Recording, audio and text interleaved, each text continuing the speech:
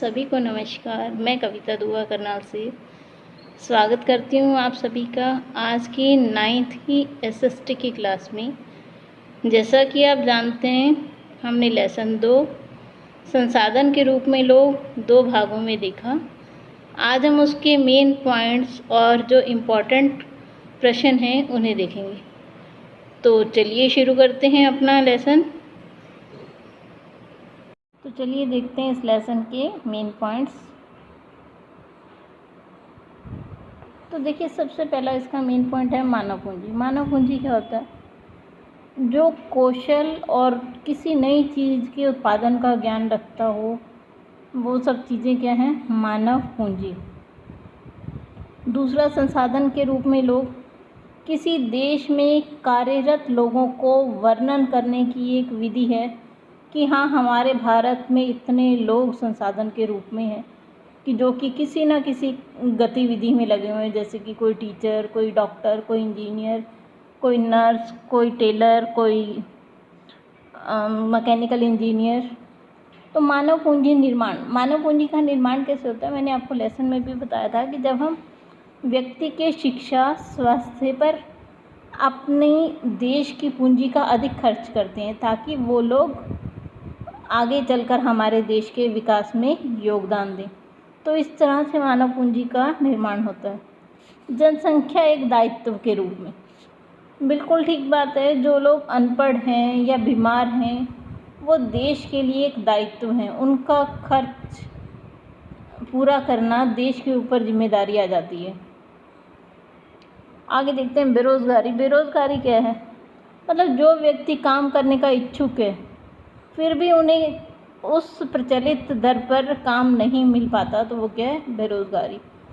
ग्रामीण क्षेत्रों में बेरोज़गारी, देखिए मैंने आपको लेसन के दौरान भी बताया था कि 2 प्रकार की है, मौसमी और प्रच्छन्न। मौसमी मतलब जब फसल की कटाई बुआई का समय होता है तब तो मज़दूरों को काम मिलता है, उसके अलावा उन्हें काम नहीं मिलता। तो इस तरह की जो बेरोज़गारी है वो मौसमी। और प्रच्छन्न, वो ये छिपी हुई इस बेरोज़गारी को कहते हैं जब हमें मान लीजिए 8 लोगों की ज़रूरत है किसी काम को करने के लिए, लेकिन वहाँ पे 12 लोग काम कर रहे हैं, जो 4 लोग फालतू हैं वहाँ पे, तो वो क्या एक हिसाब से छिपी हुई बेरोज़गारी है। देखिए अगला है शहरी क्षेत्रों में बेरोज़गारी। तो शहरों में क्या है, जो पढ़े लिखे लोग हैं वो ज़्यादा बेरोज़गार हैं, तो शहरों में शिक्षित बेरोज़गारी पाई जाती है। आगे है क्रियाकलापों का वर्गीकरण। मैंने लेसन में आपको विद डायग्राम बहुत अच्छे से बताया था। प्राथमिक क्षेत्र, द्वितीय क्षेत्र और तृतीय क्षेत्र में गतिविधियों को हमने बांटा हुआ। जनसंख्या एक संपत्ति के रूप में कब बन जाती है? जब आपकी जनसंख्या शिक्षित हो, स्वस्थ हो, देश के विकास में योगदान दे रही हो, तो वो एक संपत्ति बन जाती है देश के लिए। जीवन प्रत्याशा मतलब औसत कितनी आयु तक व्यक्ति जीवित रहते हैं। तो भारत में जो जीवन प्रत्याशा है वो 64 वर्ष है कि 64 वर्ष तक तो एक आम आदमी जीवित रहेगा ही। आगे देखते हैं, कोई एक्सीडेंटल अलग चीज़ है, लेकिन जो नॉर्मली जो एज हमारे यहाँ भारत में जीवन प्रत्याशा जिसे हम कहते हैं वो 64 है। जन्म दर मैंने आपको बताया भी था कि जन्म दर क्या है, और भारत में इसका है 26.1% है जन्म दर। मृत्यु दर, भारत में मृत्यु दर 8.7% है। आगे चलते हैं, अब एक बार दोबारा से देख लेते हैं। प्राथमिक क्षेत्र वह क्षेत्र जब हम प्राकृतिक संसाधनों का प्रयोग कर कर कोई गतिविधि या कुछ उत्पादन करते हैं, जैसे कि कृषि, मछली पालना, क्योंकि तालाब नेचुरल है, मछली पालना, वनों में मधुमक्खी पालना, ठीक है जी, वनों से प्राप्त जड़ी बूटियों से दवाई बनाना। तो ये सब चीज़ें क्या है? प्राथमिक क्षेत्र हैं कि प्रकृति ने आपको दिया हुआ, लेकिन आप अपनी मेहनत का प्रयोग कर कर उसमें से कुछ उत्पादित कर रहे हैं। उसके बाद आ जाता है हमारा द्वितीय क्षेत्र। द्वितीय क्षेत्र जैसा कि आप सभी जानते हैं कि जो हमें प्राथमिक क्षेत्र से प्राप्त होता है उसका प्रयोग कर कर हम किसी से आवश्यक वस्तु में बदल देते हैं, जैसे कि कपास से कपड़ा बनाना और गेहूं से आटा बनाना या बिस्किट बनाना, रस, ब्रेड, बहुत सारी चीज़ें बनती हैं।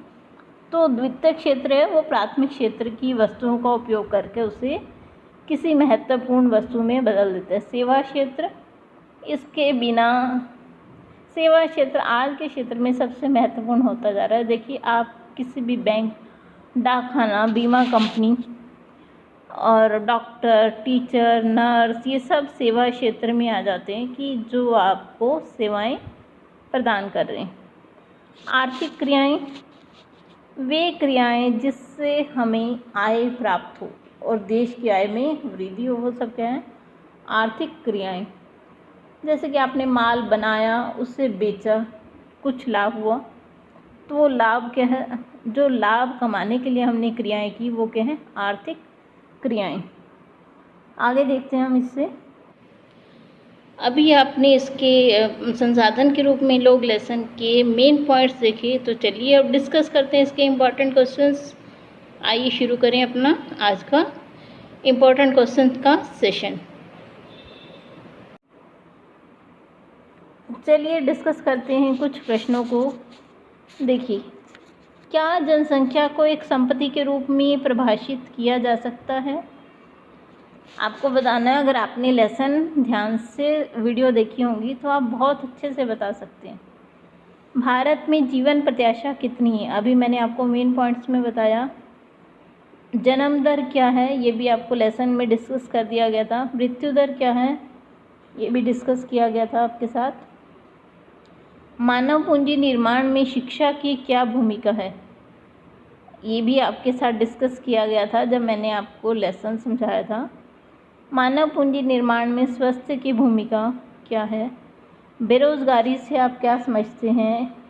इसके प्रकार बताएं। उसके अलावा है मौसमी बेरोज़गारी और छिपी बेरोज़गारी में क्या अंतर है?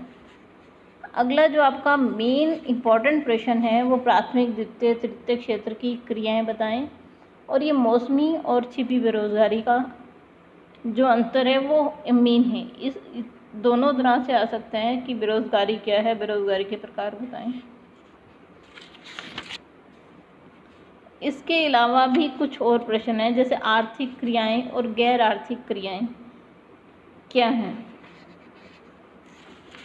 इसके अलावा जो हम देख लेते हैं कुछ और मेन प्रश्न, हमारे जो छोटे प्रश्न बनते हैं, चलिए उन्हें देख लेते हैं। अब ये तो हो गए आपके जो 2-4 नंबर में आने वाले। अब हम 2-3 छोटे प्रश्न भी देख लेते हैं।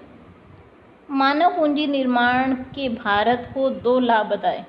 मतलब भारत अपना जो पैसा मनुष्यों पर खर्च करेगा उससे उसे क्या लाभ मिलेगा? जापान कैसे विकसित देश बना? ये भी आपको डिस्कस किया गया था प्रश्न। आगे देखिए,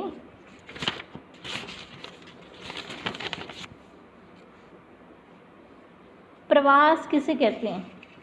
देखिए, जो मजदूर होते हैं उनका गांवों से शहर में जाना प्रवास कहलाता है। एक और प्रश्न है, भारत में पुरुषों की साक्षरता दर महिलाओं से अधिक क्यों है? क्योंकि आज भी जो माता पिता हैं उनकी सोच यही है कि जो लड़का है वो बड़ा होके हमें सहारा देगा, लड़की ने तो पराए घर में जाना है। ऐसी आज भी माता पिता की सोच है। तो यही मेन वजह है, गांव में लोग अपने लड़कों को तो पढ़ाना ही ज़्यादा पसंद करते हैं। लड़कियां 10 या 12 पढ़ जाएं, उन्हें आगे पढ़ने के लिए शहरों में नहीं भेजा जाता। तो चलिए बस इतने ही। आपसे फिर मुलाकात होगी अगले लेसन में, लेसन 3, जिसका नाम है निर्धनता एक चुनौती। तब तक के लिए जय हिंद।